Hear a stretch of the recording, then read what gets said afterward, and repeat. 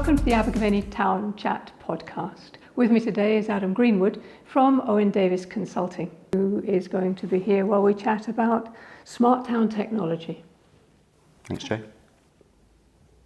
Okay, so Adam, what was your involvement with getting the Abergavenny Town Council engaged with smart town technology? Because before my time, but I understand that pre-COVID, the Town Council was very reluctant to engage with technology and the power of technology.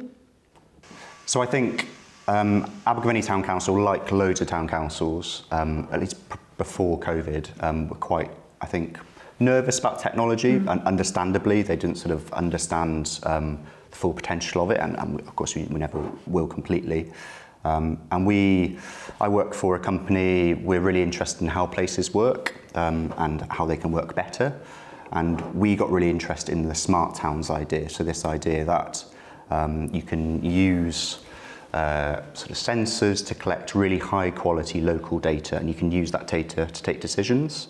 So we got really interested in that concept, and there was a Welsh Government funded programme called Smart Towns Wales, which has been a massive sort of support and driver of this, and that got us working with Abergavenny Town Council a good few years ago now, looking and thinking about how the Town Council and other groups as well could use technology and data to make Abergavenny a better place, really.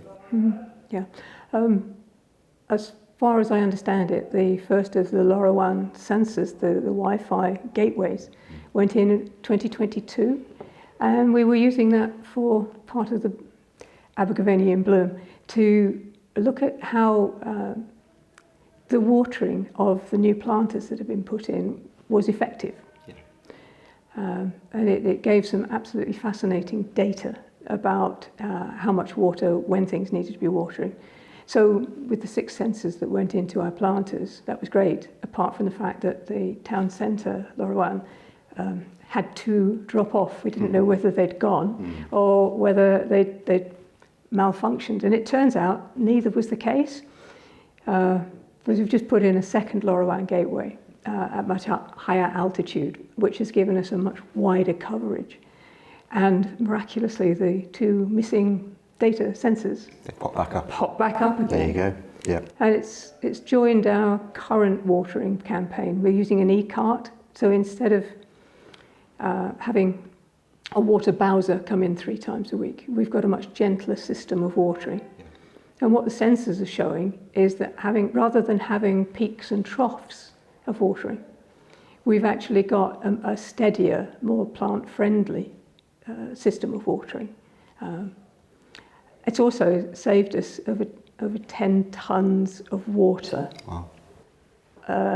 In the season, which is quite phenomenal. So without the sensors, we wouldn't have had access to that. And the fact that the data is open to anybody who wishes to use it. I think that's now the key. It's using the data that we have.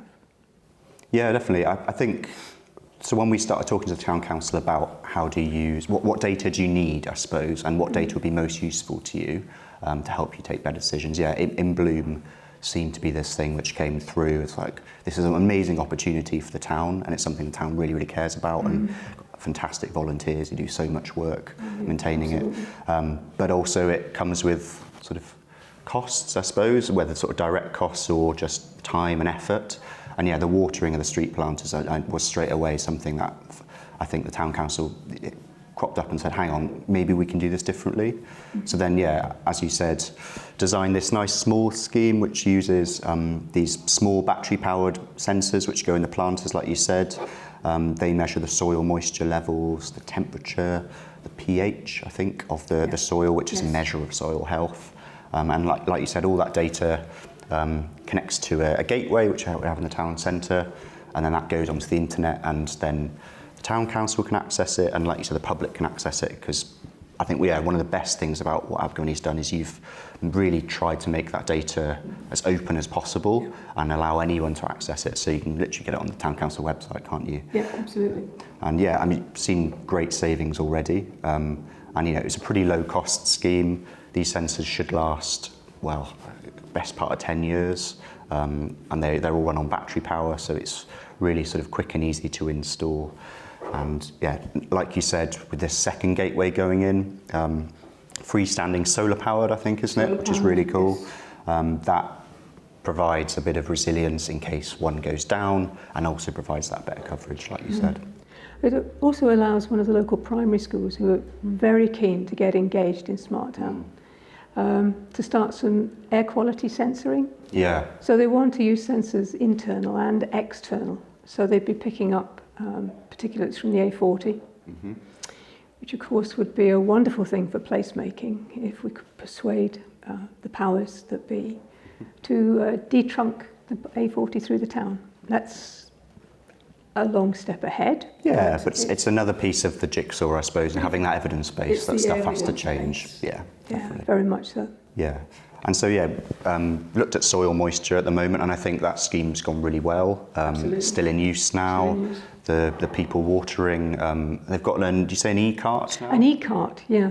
Which is really cool. So it looks like a sort of a Bowser on a buggy. A Bowser on a buggy. Yeah, so that's exactly what it looks like. That's the next level of improving the watering system. So it's all step-by-step stuff, isn't it? But it's really exciting. And it also allows the company to engage with the public, to explain what it is we're doing and why we're doing it. Yeah. So again, it's part of the openness of the town council. Yeah, definitely.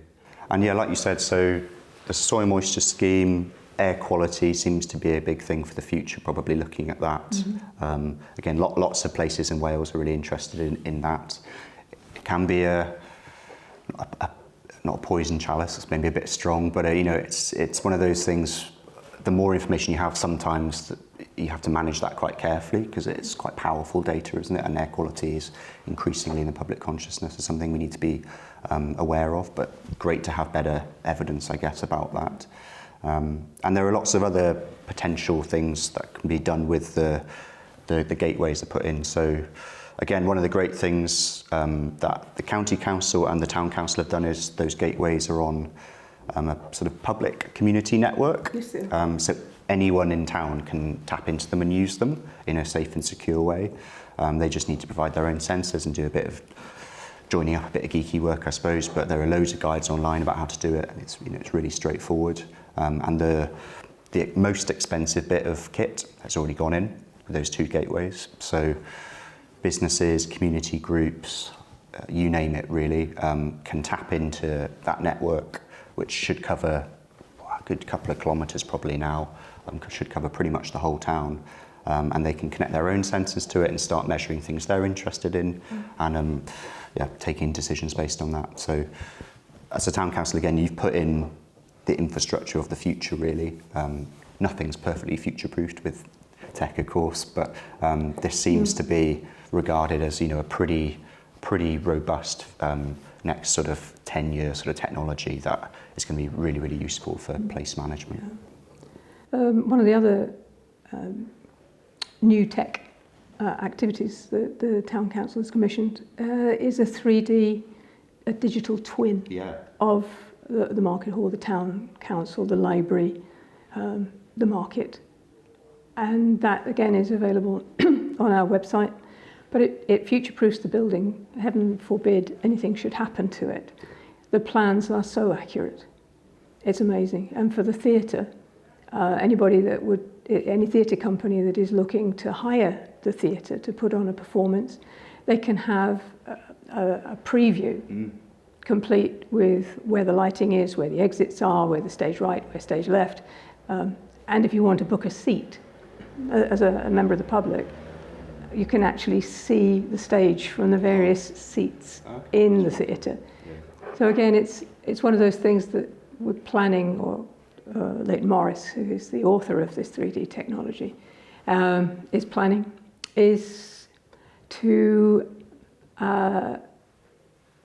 link with Promobility in the town for accessibility. So he's looking to digitise Abergavenny Town, but also some of our amazing parks and green spaces.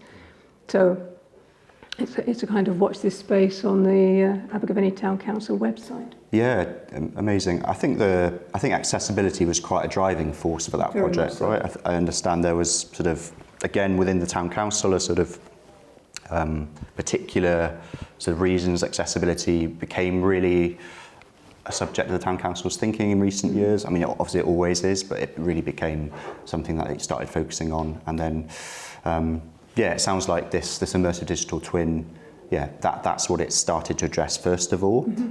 Yeah, how can we make our spaces more accessible? How can we allow people to be at home or wherever they are and understand before they visit somewhere how they can get around it and what the accessibility sort of setup's like, whether that's for mobility reasons or just feeling comfortable in a space. But then it sounds like it's gone already from like strength to strength from there as well. And then there are reasons like, yeah, getting a perfect record of what a building looks like, which could be really useful if something awful did happen, or just for local businesses as well, like showcasing what they have. There are certainly a few businesses on that platform within the sort of 3D twin that I've never been in before, honestly, despite living in town. And yeah, and I thought, actually, that looks way nicer than I thought it was from the outside, and I need to go and visit there. So little things like that as well, I think it's going to have loads of benefits. I would hope so. It seems to be already. It was a passion for our last year's mayor, Chris Holland, Councillor Chris Holland, to make the town more accessible. And through the 3D digital twin, there is a video that has gone international. Oh, right. So yeah, it's spreading the word about Abergavenny, but it's baby steps. It's a very, very powerful tool. Any of the smart town technology, because of the data that it provides and because of the information it provides, and it's getting au fait with it. And as you say, the council has gone from being very reticent to having a website developed to opening up possibilities through online meetings, but also accepting the 3D digital twin and looking for more ways to bring smart technology into the town.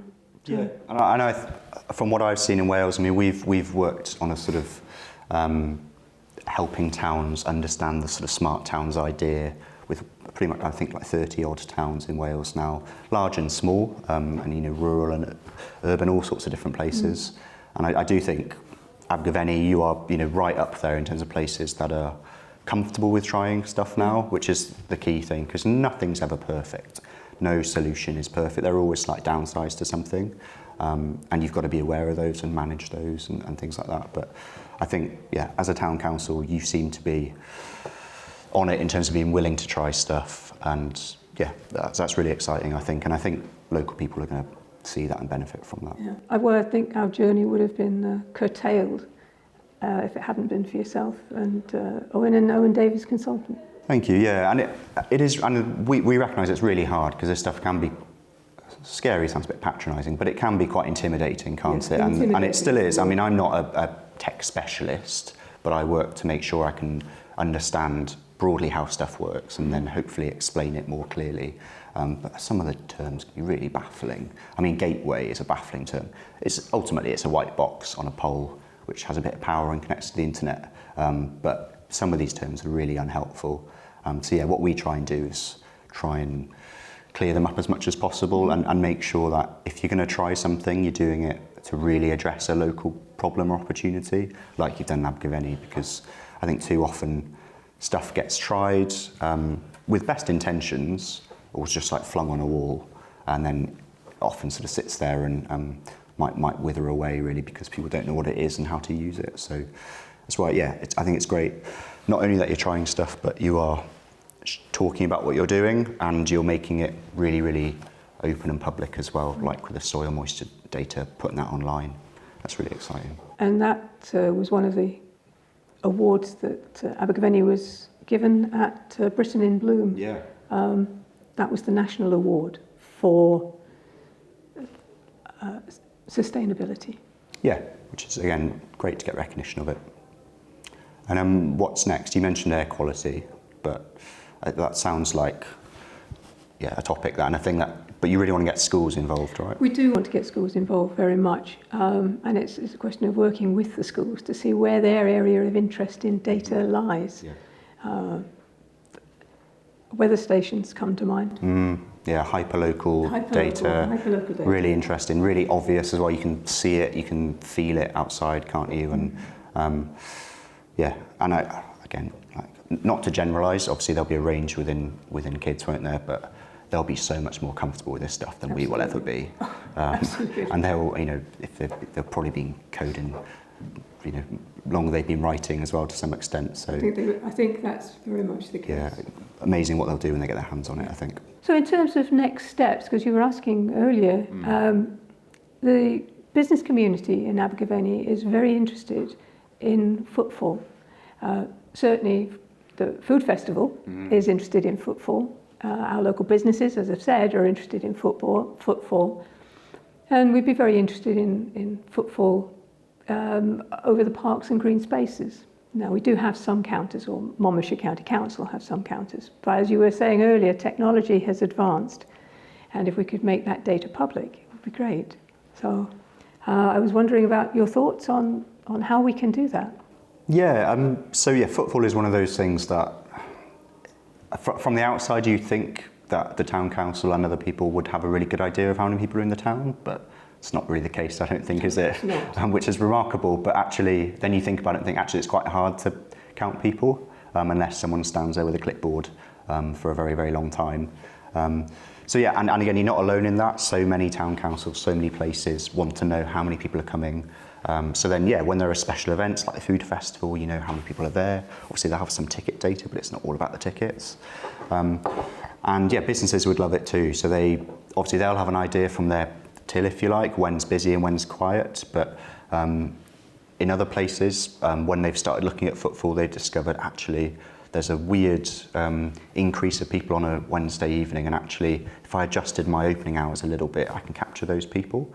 And a lot of the time in towns there's like a common opening or closing day, apart from Sunday, and actually people realise when they look at the data, actually maybe we should adjust that because we're missing people.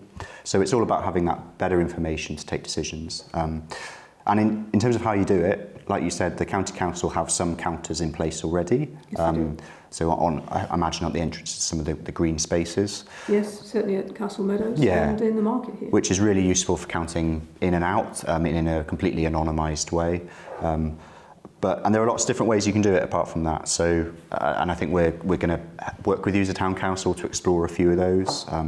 One of them is using sort of data from the phone networks, completely anonymised again, aggregated anonymised data, nothing to do with the individual at all, but it gives you an idea of, at quite a granular level about how many people are in the town at a certain time, hour by hour through a day, which can be really, really powerful.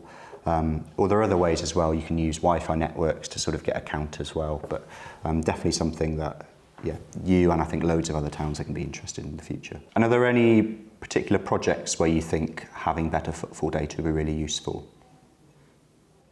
Yes, I can think of several, but if we started with the most recent, as it were, it's the changes to the Plasgunter mansion. Oh, yeah. An amazing building with phenomenal heritage. And we'd like to move more people into understanding just what fabulous heritage there is in Abergavenny. It's not just a market town. We have the castle, so if we had footfall to the castle, but if we had footfall through somewhere like Plasgunter, as built in as part of the changes that are coming, and I think that would be phenomenal. And it's a really good measure of change as well, isn't it, for sort of funding applications and stuff like that. You can measure, ideally you have an understanding of what it's like now, but then if you can evidence the change in footfall, hopefully the increase in footfall to somewhere, that's really, really strong, and that helps you apply for funding in future again to preserve more heritage buildings and things like that. Yeah, absolutely. So thank you, Adam, for coming along today to talk about smart town technology. Thank you also for joining us on the podcast today. And thank you for following along on our website and on the podcasts and for our social media. We look forward to sharing more information with you as it becomes available.